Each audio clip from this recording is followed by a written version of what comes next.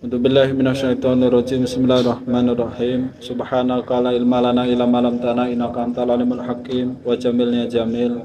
Ya badi'as samawati wal ard ya dzal jalalil wal ikram wal fasahati wal balaghati wal baru'ah wahlul 'uqdatam min lisani yafqahu qawli.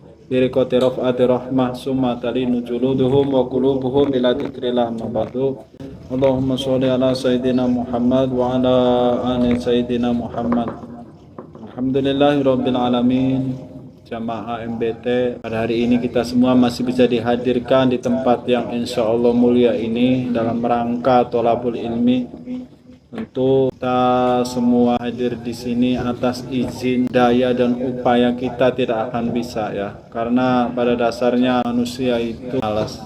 Dengan kekuatan Allah kita bisa hadir di sini. Makanya la tufarrihka ta'atu li annaha barojat minka faroh li annaha barojat minallahi ilaika. Setiap ketaatan-ketaatan yang mampu kita laksanakan itu pasti atas kehendak, daya dan upaya Allah. Alhamdulillah maler tentang fadilah la ilaha illallah.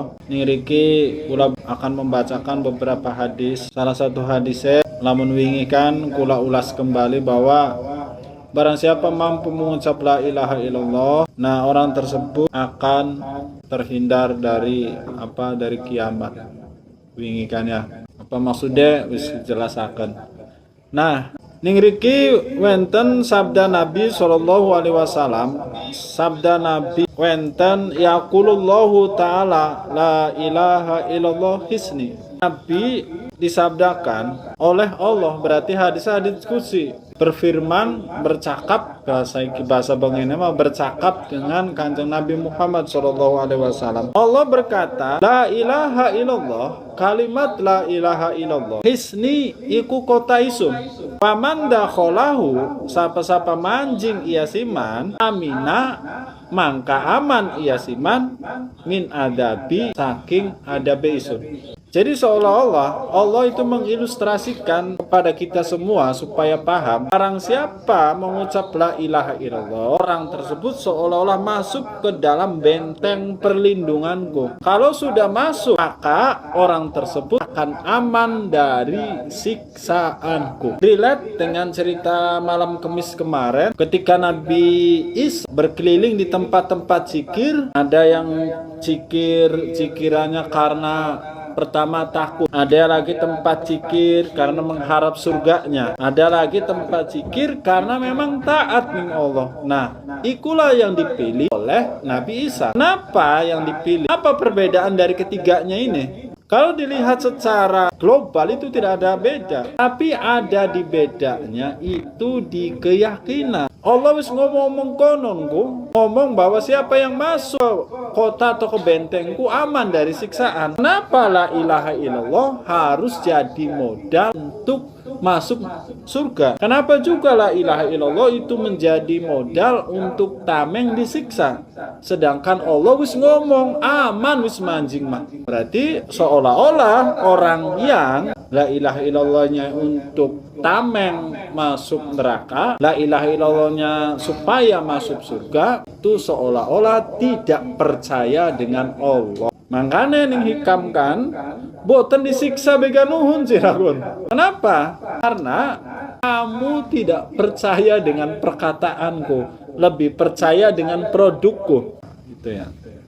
Disuruh menggonon Gus la ilaha illallah. Kali lagi yang dosen, siapa yang mampu mengucap la ilaha illallah, seolah-olah orang tersebut masuk ke dalam kota atau bentengku. Siapa yang masuk ke bentengku, maka orang itu aman dari siksaanku. Nah, kita yang di sini, yang insya Allah dawam la ilaha illallah, itu sudah masuk benteng. Benteng apa? Benteng perlindungan Allah. Nah, yang di luar, kita tidak boleh mengatakan bahwa mereka juga akan mendapat perlindungan umpama. Tetapi kalau kita berpatokan kepada hadis ini, kita harus bersyukur kepada Allah. Karena apa? Sekali lagi, kita diperkenankan masuk dalam benteng pertahanan yang di situ aman dari adab Allah. Makanya kita belajar ikhlas. Belajar ikhlas apa? Ikhlas mengucapkan kalimat la ilaha. Itu hadis yang pertama. Hadis yang kedua, man lukina indal mauti la ilaha illallah dakhalal jannah. Barang siapa den talkini ya si wong indal mauti ketika orang tersebut hadir akan meninggal bisa mampu mengucapkan la ilaha illallah dakhalal jannah, maka orang tersebut akan masuk ke dalam jannah, surga. Seolah-olah gampang, boten. Seolah-olah mudah, boten. Karena apa? Kalimat ini, kalimat la ilaha illallah, kalau dalam kitab karangan Syekh Abdul Rauf yang satunya, bahwa kalimat la ilaha illallah itu didikirkan terus-menerus supaya mesrah. Bahasa ekonomi mesra itu supaya meresap ke dalam diri kita. Nah, kalau sudah meresap dalam diri kita, maka nanti orang tersebut akan masuk dalam perkataan orang itu wafat dengan kebiasaannya. Nah, ningkanakan wong kuon ketika akan dicabut ruhe, maka datanglah iblis menyerupai handai tolanya, menyerupai orang tuanya. Lagi sekarat, matanya menggenen. Sebelum malaikat Israil datang, iblis datang berubah menjadi orang tuanya dengan pakaian yang bagus dan lain sebagainya. Setelah itu, wahai anakku, lihat saya ini. Kalau kamu kepengen bahagia, saya selamat seperti saya, maka ikutilah agama Yahudi. Nah, orang yang tidak pernah di dunianya membiasakan lidahnya la ilaha illallah, dia akan tergoda. Tetapi bila dia itu membiasakan la ilaha illallah, maka kalimat la ilaha illallah itu akan menjadi tameng dirinya. Akhirnya mental, datang lagi nggak kapok. Wahai anakku, berubah jadi kakek neneknya handai tolan. Waduh, pada kumpulkan dulur-dulur. Kita ke kakek nenekmu. Aku dan lihat saudara-saudaramu kelihatan bahagia. Kalau kamu ingin seperti saya, masuk ke agama Nasrani. Nah, ngelihat dohir seperti itu, kita pasti terkecoh kalau kita tidak terbiasa dengan la ilaha illallah. Nah, setelah itu kalau kita mampu melewati keduanya, baru mereka itu dihalau dengan malaikat baru datang. Nah, baru datang ketika ditalkini kita la ilaha illallah, kita mudah mengucapkan la ilaha illallah. Kadang kula sedanten, khususnya kula pribadi ya, kula lamun melihat tidaklah satu napas yang kita hirup kecuali di situ ada takdir Allah, Kang Haji. Mami nafasin tu bedihi ila walahu qadarun fi kayumdihi, CP hikam kan. Ya itulah takdir CP kula kin. Kadang kita tidak tahu ya, apa yang ke depan yang akan kita dapatkan, apa yang kita perbuat. Makanya ikuti saja. Nah, apakah tidak boleh kita bercita-cita? Bagus. Tapi cita-cita itu jangan disandarkan kepada diri kita. Buatlah proposal seindah mungkin. Buatlah proposal sedetail mungkin. Tapi ingat, serahkan proposal itu kepada Allah dan penghapusnya. Jadi ketika proposal kita, doa-doa kita tidak di-ACC oleh Allah, ya memang sudah diserahkan penghapusnya, itu yang terbaik untuk kita.